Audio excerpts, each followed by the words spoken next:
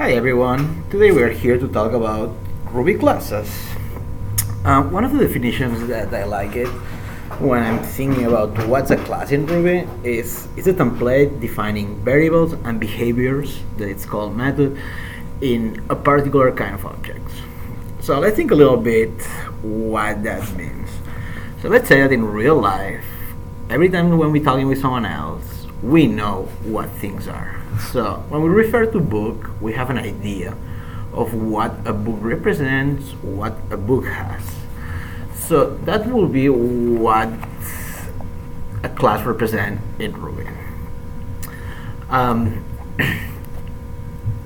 By saying a template, it means that we are giving a structure.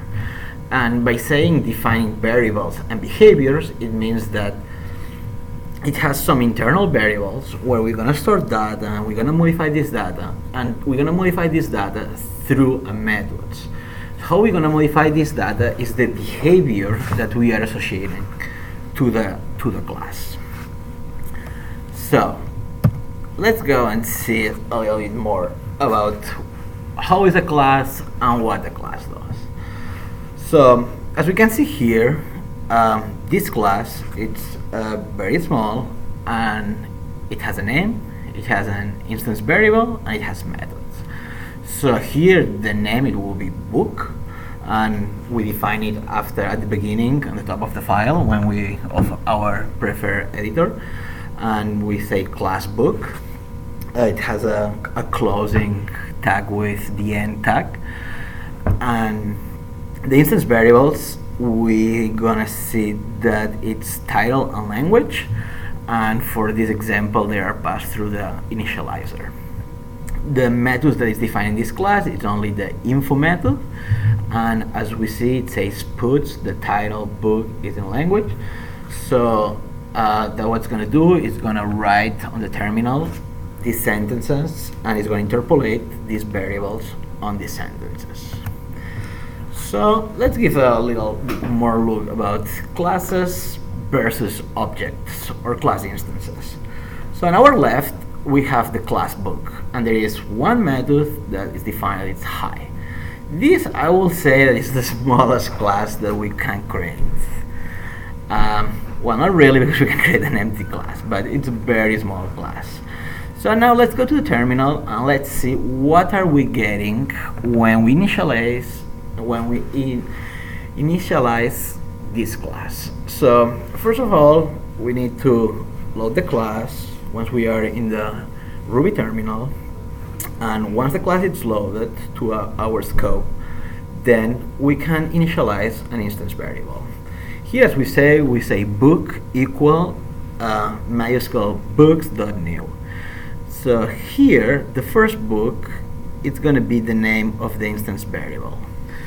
And book.new is the name of the class plus the new method.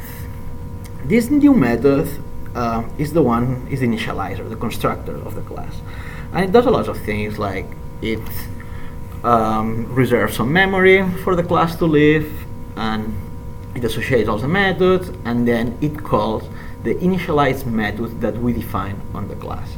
Here, because there is nothing, there is not an override, so it doesn't initialize anything, but here on the new it's where we will initialize our variables if we need to do it.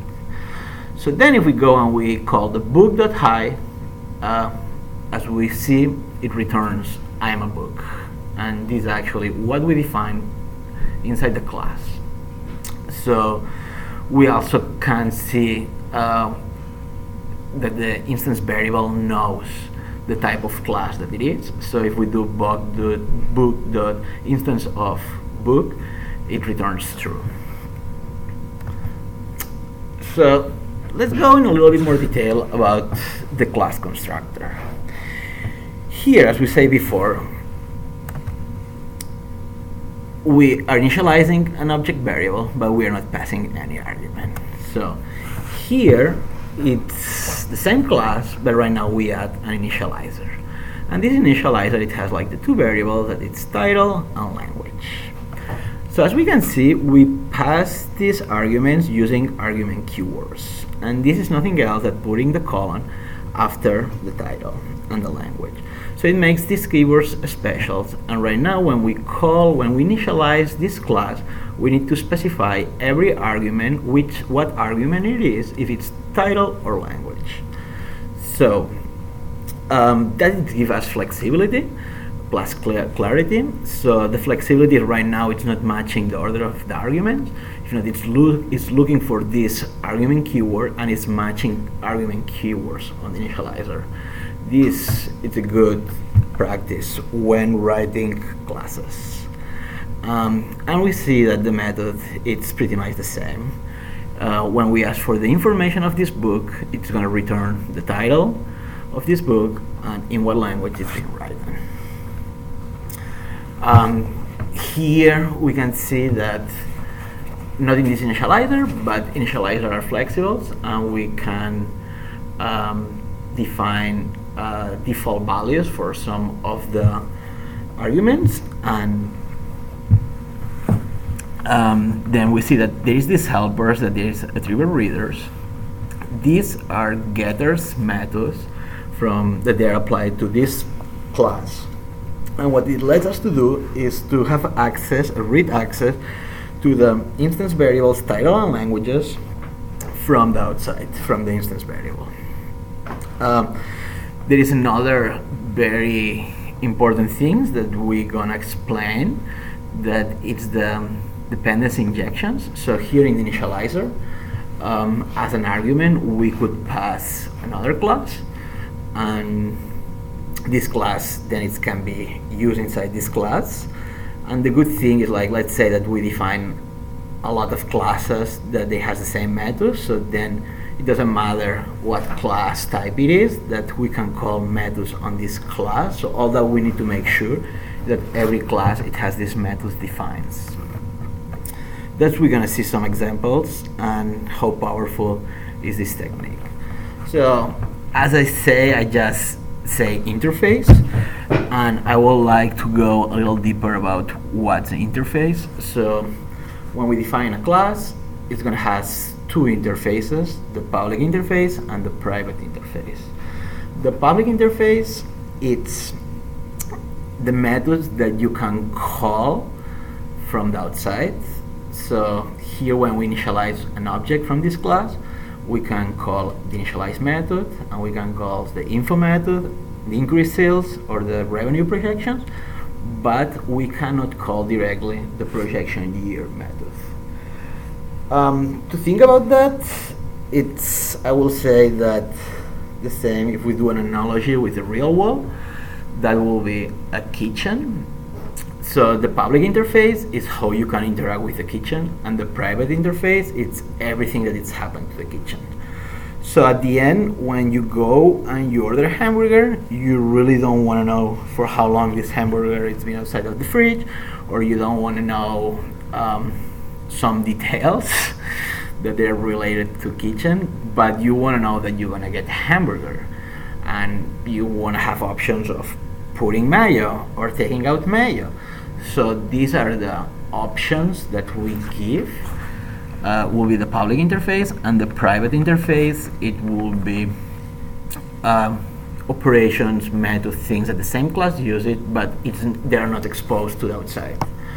So why is this that important? So this is really important because, first of all, for testing, as we say on the Ruby world, testing is very important, and we usually only test what is the public interface. So we don't want to know what the class does internally, but we want to know when we call something with some arguments, what it's going to return. So for testing purpose, it's really important to define clean and clear public interfaces. And then object-oriented classes, it's all about organize your information and your method in a way that they can call each other in a clean way. So the public interface are the ones that you can call, and it's very important when you decide to think about what is the public interface and then what's the private.